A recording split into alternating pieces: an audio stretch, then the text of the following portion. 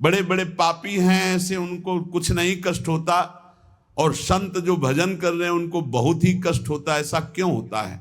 ऐसा इसलिए होता है, उसके दो कारण होते हैं। पहला तो इतने करुणा में होते हैं कि वो अपने जनों के आगामी प्रारब्ध को देख लिया और वो जान भी नहीं पाया और प्रारब्ध को घसीट कर अपने शरीर पे डाल लिया और भोग लिया। इतना करुणा में हृदय होता है कि अनंत माताओं का हृदय भी उतना करुणा में नहीं होगा। कोई जान नहीं सकता इस बात को। वो देखा कि हमारे अमुक जन पर प्रारब्ध का आक्रमण होने वाला है, तो प्रारब्ध तो मिटाया नहीं जा सकता, भोगा जा सकता है, तो आओ हम भोगने के लिए तैयार हैं, और वो उनके प्रारब्ध को ले लेते हैं। दूसरा, अनंत जन्मों का हिसाब बराबर होना है, भगवत प्राप्ति होनी, अब आखिरी जन्म है तो जो हिसाब भोगते हुए, तो उनको लगता है कि जो संत महात्मा उनको बहुत कष्ट है। बिल्कुल कष्ट नहीं है, केवल प्रारब्ध भोग की लीला। वो दो प्रकार की, एक करुणा करके अपने जनों के प्रारब्ध को ले लेना, एक दूसरा अपने अनंत जन्मों के प्रारब्ध को भोग कर पवित्र होकर भगवान के धाम जाना। दूसरा, जो पापात्मा जन है उनके जो वर्तमान के पाप हैं और पूर्व के पुण्य उनके काम कर रहे हैं, इसलिए उनको कष्ट नहीं दिखाई दे रहा। लेकिन जब पूर्व का पुण्य समाप्त हो जाएगा, वर्तमान का पाप और पूर्व का पाप लगे, तब उनकी दुर्गति हो जाएगी। तो ऐसे ही जब हम धाम में या नाम जपने में या भक्ति में चलते हैं तो लोग हमारा उपहास करते हैं, लोग हमें कटु वचन बोलते हैं, उनको द्वेष होता है भक्तों से, वो निंदा करते हैं। तो दुर्वाच्यानि सहस्रशा परिभवान नीचैः कृतान कोटिशो। करोड़ों प्रकार से कोई हमें दुर्वचन कहे तो भी हमको चुप रहना है। क्यों चुप रहना? हमें अपना काम बनाना है। वो दुर्वचन बोलेगा, हमारे पाप नष्ट हो जाएंगे, हृदय में जलन होगी ना, तो हमारा हृदय पवित्र होगा। हृदय भगवान के लिए सुंदर महल है, सुंदर निकुंज है। नारायण या गौर श्याम को हृदय निकुंज बसइए। बहुत कूड़ा करकट जमा कर लिया गलती करके, उसका नाश होगा। दुर्वाच्यानि सहस्रशा परिभवान नीचैः कृतान कोटिशो। नीच पुरुष द्वारा करोड़ करोड़ प्रकार से तुम्हें कष्ट दिया जाए, गाली दे रहे हैं, निंदा कर रहे हैं, उपहास कर रहे हैं, ऐसा व्यवहार कर रहे हैं जो हृदय को जला रहा है। ए सह जाना, पलट कर जवाब मत देना, बहुत जल्दी तुम्हारा हृदय पवित्र हो जाएगा और तुम सदा सदा के लिए सुखी हो जाओगे, और वो जो बोल रहा है वो दुखी हो जाएगा। उमा क्षमा सापहुते भारी। तुम चुप रहो, मत बोलो।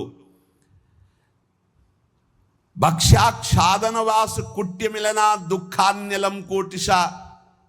हो सकता है कि तुम्हें भोजन आदि की व्यवस्था हो, वास की सही व्यवस्था न हो, गर्मी सर्दी आदि सहनी पड़ रही, चुपचाप सह लो। थोड़े दिन का जीवन है, भगवत प्राप्ति करनी है।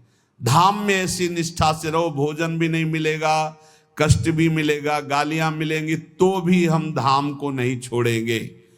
कामाद्यैरति पीड़या च मनसो वैकल्यमात्यंतिकम।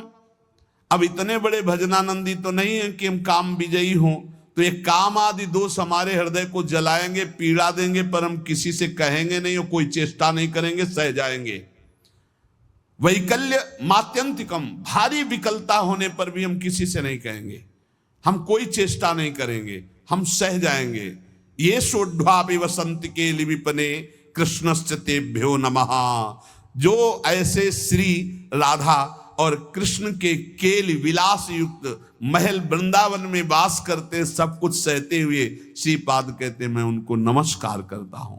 दोषान्न स्थिर जंगमेशु कलयन कस्यापिनो द्वेजयन।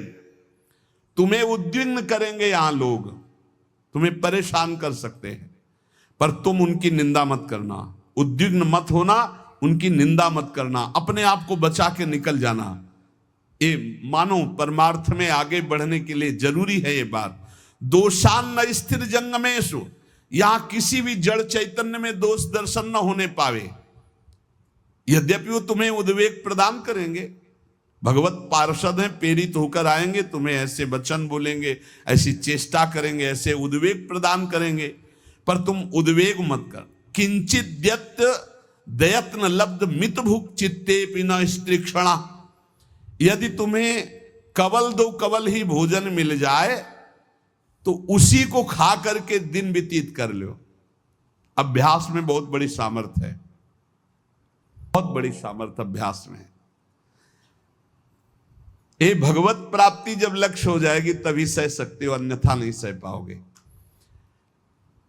अगर कवल दो कवल भी भोजन मिल जाए तो उधर में डाल लिया, पूरा दिन व्यतीत। कवल दो कवल तो बहुत होता है, 3-4 दिन में कभी ऐसे गुड़ मिल जाता था ना गंगा किनारे, गुड़, तो गुड़ पाके एक कमंडल जब गंगा जल पीते थे तो ऐसे भगवान की तरफ, कितने कृपालु भगवान हो, ऐसे एकांत में भी आप हमारे उदर पोषण को देते हो।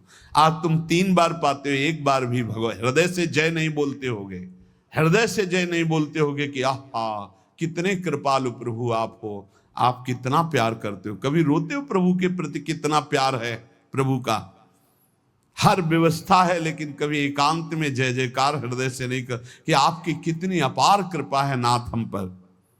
और कह रहे मितभुक चित्ते पिन स्त्री क्षणा, एक क्षण के लिए भी वृत्ति काम भोग के लिए किसी माता बहन की तरफ गंदी भावना से न जाने पावे। धाम में वास करते हो, ऐसी गलती ना होने पावे। श्री राधा मुरली धरोज्वल यशहा श्रणवन गृणन संस्मरन यो वृंदावन मावसेन मधुर धीर धन्याय तस्मै नमः। जो हर समय राधा मुरलीधर का निरंतर नाम जप करता है, यशोगान करता है, किसी माता बहन की तरफ काम भाव से एक क्षण भी नहीं देखता है, थोड़ा कवल दो कवल मिल जाए उसी से काम चला लेता है, रात दिन भजन में है पर लोग उसे गाली देते हैं, लोग उसको दुर्वचन बोलते हैं पर वो कुछ नहीं बोलता, सह जाता है। तो श्रीपाद कह रहे हैं धन्याय तस्मै नमः, वो धन्य हो गया, मैं उसे नमस्कार करता हूं। ऐसा हमारा जीवन श्रीधाम वृंदावन के प्रति समर्पित हो। भावना कभी मिथ्या या कल्पना नहीं होती, उपासक को भाव से ही रसास्वादन मिलता है। भावोत्सवेन भजताम रसकाम धेनुम तम राधिका चरण रेणु माम स्म। यदि भाव नहीं उत्पन्न हुआ तो अभी जीवन सुन। साधना की अवस्था में आपको लाभ मिला है क्या? भाव। भाव साधु को, साधक को, भक्त को, उपासक को उपलब्धि हुई है तो क्या उपलब्धि हुई? भाव। जैसे ज्ञान मार्ग में भी भाव है, ब्रह्म भाव, भगवत भाव में है सखा भाव, दास्य भाव, वात्सल्य भाव, गोपी भाव, सहचरी भाव, भाव की प्राप्ति होना। श्रद्धाहीन, मिथ्याचारी, मनमानी आचरण करने वालों को भाव का परिचय ही नहीं, जानते ही नहीं कि भाव क्या है।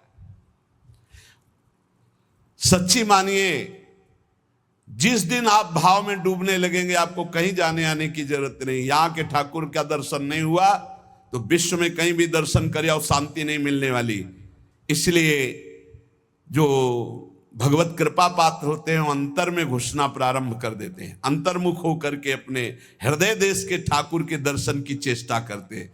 हृदय के भगवान का साक्षात्कार हो गया तो सर्वत्र होगा, और सर्वत्र घूमे आप हृदय के ठाकुर का साक्षात्कार नहीं तो कुछ हाथ नहीं लगेगा। करके देख लो, मन चराए आओ, मन को घुमाए आओ, आंखें चराए आओ, लेकिन हृदय के ठाकुर का साक्षात्कार नहीं हुआ तो विश्राम नहीं मिलेगा। देखो, ये भाव राज्य है, इसमें स्थूल से सूक्ष्म, सूक्ष्म से सूक्ष्मतर और सूक्ष्मतर से सूक्ष्मतम में प्रवेश होता है। ये दिव्य भावना का लोक है। स्थूल, सूक्ष्म, कारण, भाव, चिन्मय, 5 भेद है। पहले स्थूल भाव बनता है। कैसे? शरीर से प्रकट सेवा में खूब तन्मयता, शरीर से जैसी आज्ञा हुई जहां हमें खड़ा कर दिया गया वही शरीर प्रधान। फिर अंतर में घुसता है, अंतःकरण प्रधान, सूक्ष्म शरीर, चिंतन प्रधान। अब बाहर की क्रियाएं तो पहले से ही संयमित हो चुकी है, अब जैसी गुरु आज्ञा वैसा अंदर चिंतन प्रधान। फिर कारण स्वभाव प्रधान हो गया। या जो पर्यो मोहि सहज स्वभाव, श्री हरिवंश नाम रस चाओ, श्रुतौ राधिका कीर्तिरंता स्वभावे। अब उसका स्वभाव बन गया भगवत लीला गाना, भगवत लीला सुनना, भगवत नाम जप करना, भगवत कीर्तन करना, भगवत सेवा करना। तब प्रकट होता है भाव। स्थूल, सूक्ष्म, कारण, तीनों का परिवर्तन जो कर दे उसका नाम भाव। भाव के आगे चिन्मय देह की प्राप्ति होती है, जिसे भाव देह कहते हैं। ये बड़ा विलक्षण होता है, न स्थूल होता है, न सूक्ष्म होता है, न कारण होता है, न यातना देह होता है, न देव देह होता है, न स्वाप्निक देह होता है। एक अलौकिक चिन्मय भाव देह है। ये नित्य, जैसे प्रिया प्रीतम वैसा ये नित्य है चिन्मय देह। ये देह केवल कहने मात्र को ये शुद्ध भगवत स्वरूप है। इसमें देह जनित कुछ नहीं है, हड्डी मांस या पुरुष स्त्री के चिन्ह ये सब नहीं है भाव देह में। अब आप विचार कीजिए, ये जो लीलाएं हैं ये चिन्मय देह से हो रही है, जहां ना स्त्री चिन्ह है, ना पुरुष चिन्ह है, ना रक्त है, ना मांस है, ना मज्जा है, ना हड्डी है, ना विकार है। निर्विकार चिदानंद चिन्मय देह। कैसे जानोगे कैसी रास हो रही है? यहां देह और देही का भेद नहीं, जैसे आत्मा अलग है देह अलग है। यहां माया का पर्दा नहीं है,